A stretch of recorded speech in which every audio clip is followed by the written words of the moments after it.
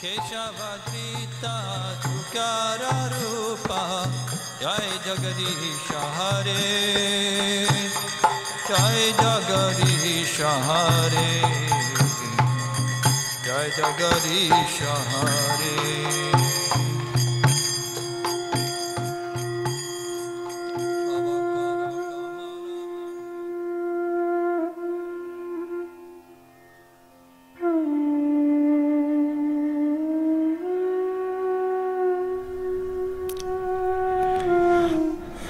Madhya Lila, Chapter 11. O Lord Gauranga, O most precious treasure, O unlimited ocean of love of Godhead, where do you come from? You are the Lord and maintainer of the helpless, the true friend of the downtrodden. All glory to you, Lord Vishvambar, the most powerful and regal of the Brahmins. Victory to all your associates who are like honeybees attracted to the nectar of your lotus feet. You are as dear to Paramananda Puri as his own life, and you are the greatest wealth Swarup Damodar possesses. You are very dear to Srila Rupa Goswami and Srila Sanatan Goswami, and the heart of Jagadish and Gopinath. Lord Vishvambar continued performing his pastimes in Navadweep, not visible to every eye. The blessed Srivas Pandit sits in his house, situated in the central island of Navadweep, and sees the endless and marvelous pastimes of the Lord. He serves the Lord with pure love, and sees the Mahaprakash Leela pastime with the other Vaishnavas. Lord Nityananda was residing in Srivas Pandit's house, and loved and respected him as his father. Lord Nityananda was always manifesting the mood of a little child who drank Malini's breast milk. Malini's breast had long dried up, but on Lord Nityananda's touch, milk flowed again in her breast. She was amazed at such miraculous happenings. Chaitanya Mahaprabhu ordered her not to reveal this to anyone. Every day she saw Lord Nityananda's childlike behavior. Lord Vishvambar said to Lord Nityananda, "Listen, Nityananda, so that you avoid arguments and fights with anyone, do not behave recklessly in Srivas's house." Lord Nityananda objected, saying, "Krishna, you can never see me acting reckless. You cannot find another person as well behaved as I am." Lord Vishvambar replied, "I know you too well." Nityananda said, "Let me hear you point out my mistakes and ill behavior." Smiling, Lord Chaitanya said, "You want to know your mistakes? You throw showers of rice in every room." Lord Nityananda said, "But this is the work of a madman, and such mischief must be stopped. You want to falsely blame me and not give me any food to eat. If you want to eat all by yourself, that is all right with me. But why do you defame me to everyone?" Lord Chaitanya replied, "I feel ashamed by your misconduct, and so I am trying to rectify you." Lord Nityananda smiled and said, "That is very good. You must always teach me whenever you see me misbehaving. You are correct in assuming that I am a culprit." He then broke into peals of laughter. Lord Nityananda became immersed in an ocean of happiness. He was unaware of the external world. Taking his cloth, he tied it around his head, standing naked before all.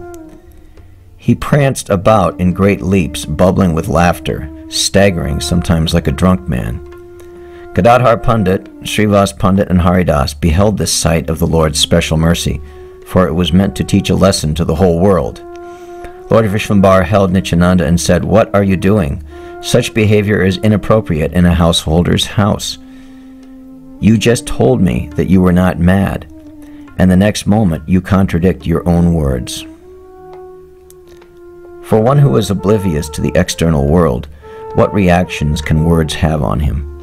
Lord Nityananda was floating on the waves of ecstasy. Lord Vishvambar had to himself dress Nityananda Prabhu. Such are his inconceivable activities. Lord Chaitanya's words fell on deaf ears, for Lord Nityananda was totally unaware of everything, like a mad lion. He would not even eat with his own hands. Malini had to feed him.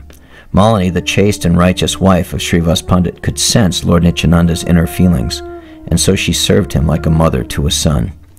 One day a crow stole a small bell metal container and flew away out of sight, upsetting Malini Devi. The crow suddenly returned again, but without the container. Malini Devi was well aware of her husband's reaction once he saw that the ghee vessel of Krishna's was missing. His temper was nothing short of a thunderstorm. She felt helpless and began to weep. Just then, Lord Nityananda came there and saw tears streaking down Malini Devi's eyes. Smiling, he asked, "Why are you crying? Tell me the cause of your distress. I will take care of everything." Malini Devi tearfully replied, "Oh, listen, Goshai. A crow flew away with the ghee vessel. Who knows where?" He assured her, "Mother, stop weeping and worrying. I will get your vessel back." The Lord spoke to the crow, smiling pleasantly. "O crow, go and bring back the vessel quickly." Lord Nityananda resides in everyone's heart. Who has the power to disobey his orders? The crow immediately flew off, followed by the distraught eyes of Malini Devi. The crow returned soon with the vessel in its beak and kept it near Malini Devi. Malini Devi could very well understand the extraordinary potency of Lord Nityananda from this incident. Swooning with ecstasy, she began offering prayers to the Lord. For one who can bring to life the dead son of his guru from the custody of Yamaraj, and for one who maintains this cosmic manifestation, what is so wonderful in bringing back a small vessel from a crow? On his head rests the unlimited creation, and he does not even feel its weight while performing his pastimes. The endless ocean of nescience is destroyed just by chanting his name. To influence a crow to bring back a small vessel it had stolen is not an extraordinary deed for him. In the past, as Lakshman, you were guarding Sita Devi while living in the forest, yet you only looked at her feet and no other part of her body. Your powerful arrows had later defeated and exterminated the entire demon family of Ravana, and so winning back this small vessel is indeed an insignificant deed. At whose lotus feet River Jamuna Devi begged forgiveness and offered chosen prayers of glorification? Who has the potency to maintain all the 14 worlds? What marvel is it to him to get back a small vessel from a crow? Yet none of your activities can be diminished, since all of your activities, however easy and small they may seem, are transcendental and the absolute truth. Such is the clear verdict of the Vedas.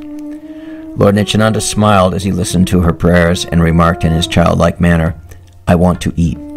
Whenever Malini Devi saw Lord Nityananda, milk oozed out of her breast out of spiritual parental love, and Lord Nityananda, in order to fulfill her spiritual desires, sucked on her breast like a child. These are some of the inconceivable pastimes of Lord Nityananda. My capacity to describe all of this is limited. The pastimes of the Lord are already widely known all over the world. His activities are extraordinary and difficult to understand. Those who know him in truth can easily believe in all his pastimes. Lord Nityananda is always totally engrossed in ecstasy, and he moves about Nadia as does the brilliant sun across the azure sky. A mystic yogi or a learned scholar or anybody may think and say anything about Lord Nityananda. People may comment that Lord Nityananda is not a close associate of Lord Chaitanya. I do not care to hear about any such remarks. I can only pray that his lotus feet remain imprinted in the depths of my heart. There are many atheists who criticize Lord Nityananda in spite of hearing his glory. I kick them in the head, hoping for the Lord's mercy on them. Lord Nityananda is so lost in his transcendental pastimes in Srivas Pandit's house that Lord Gauranga has to look after him. One day, Lord Chaitanya was sitting in his house together with his wife, Vishnupriya Devi, whose exquisite beauty matched only Lakshmi Devi's. She prepared Badal Pan for the Lord, and he received them, smiling with pleasure. This way, he spent nights and days with her, lost in the pleasure of each other's company. Mother Sachi's heart exulted to heights of unknown joy as she saw the happy couple. Lord Chaitanya knew the reason for his mother's exhilaration, and so he spent much time with his wife. Around this time, Lord Nityananda, who was always immersed in bliss, came to Lord Chaitanya's house in a restless mood. He stood before everyone, naked like an innocent child, not feeling any shame. Lord Chaitanya inquired, "Nityananda, why are you without clothes?" Nityananda replied with a smile, "It is so, it is so." Lord Chaitanya said, "Nityananda, where are your clothes?" He replied, "Today I leave." Lord Chaitanya insisted, "Why?" Nitai said, "I cannot eat anymore." Lord Chaitanya said, "When I say something, why do you answer with a completely different subject?" Nitai replied, "I want all-around attention." Angrily, Lord Chaitanya said, "It is not my fault." Nitai replied, "My Lord, Sachi Devi is not here." Lord Chaitanya said, "Be merciful and wear your clothes." Lord Nityananda said, "I will eat." Like this, Lord Nityananda is always in the serving mood of Lord Chaitanya. Lord Chaitanya got up and personally dressed Nitai, and Nitai continued chuckling. Sachi Devi smiled, seeing Nityananda's activities, and felt a motherly affection towards him, thinking of Vishvambhar. His words strongly reminded her of her older son, and sometimes he even looked like him. Unknown to anyone, Mother Sachi felt equal love for both Lord Nityananda and Lord Vishvambhar. When Lord Nityananda came out of his trance, he dressed himself up. Sachi Devi gave him 5 milk cakes to eat. Nitai put one of the sweets in his mouth and threw the other 4 sweets far away. Sachi Devi raised an alarm, saying, "Alas, alas, why are you throwing it away?" Lord Nityananda replied, "Why did you put all the sweets in one place?" Sachi Devi said, "I do not have anything more. What will you eat now?" Lord Nityananda answered, "Ask for it, and it will certainly be there." Sachi Devi went inside the room, only to be greeted by a wonderful surprise. She saw the 4 sweets thrown away by Nitai were there. She thought out loud, "Where were the sweet cakes thrown, and how could they be here now?" Sachi Devi was amazed and amused. She removed the dust particles from the sweet cakes and came to Nityananda. She found him eating ladus and inquired, "From where did you get those ladus?" Lord Nityananda replied, "I saw you were disappointed when I threw the sweet cakes away, so I brought them back." Seeing these miracles, Sachi Devi considered in her mind that who can know the extraordinary qualities of Nityananda Prabhu. To Nityananda Prabhu she said, "Nityananda, why do you bewilder me in this manner? I know very well that you are the Supreme Lord. Please, therefore, remove your illusory potency for me." Lord Nityananda, exhibiting the mood of a young boy, went running after Sachi Devi to touch her feet as she tried desperately to escape him. Such are the super excellent activities of Lord Nityananda. They bring pleasure to the pious devotees, but to the envious, they bring pain.